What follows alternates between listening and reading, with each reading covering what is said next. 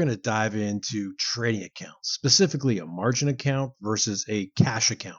So let's start with a cash account. Think of it as a piggy bank or your bank account. You can only invest the money that you've already put in, right? It's very simple. You don't borrow money. You don't owe anybody any money. You play it safe, but your options are limited to what you have. So the cash account is great for beginners. It's like a training wheel in the world of trading. You do have a lower risk of debt.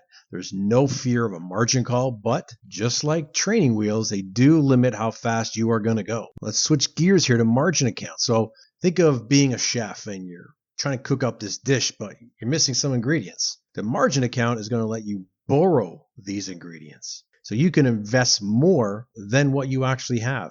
You get to use your existing security as a collateral. But there's a double-edged sword to margin accounts. You do have the potential for higher profits, right? You can leverage your positions, meaning less cash that you have to put out, and you can control bigger trades for less. But on the flip side, there's a risk. If that market goes south, you might face a margin call where you're going to have to add more funds or sell your securities and sometimes at a really large loss. It's very simple. So let's put them side by side here. Cash accounts, it's all about trading within your means. There's no borrowing, there's no owing. Margin accounts, they do offer more firepower with the borrowed funds, but there is a greater risk and a little bit more complex. Choosing the right one, it's like picking the right car for a road trip. It depends on your destination, your comfort with speed and the roads that you're willing to navigate. I want you to consider your trading goals, your risk tolerance, and whether you're ready for the complexities of margin trading. So that's a wrap on margin versus cash. Remember,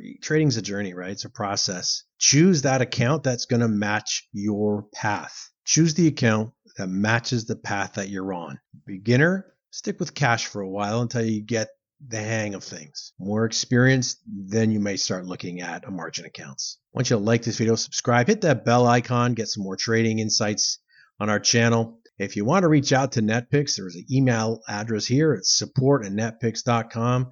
From stock trading, day trading to options trading, we cover it all. Till next time, trade smart. Talk to you soon.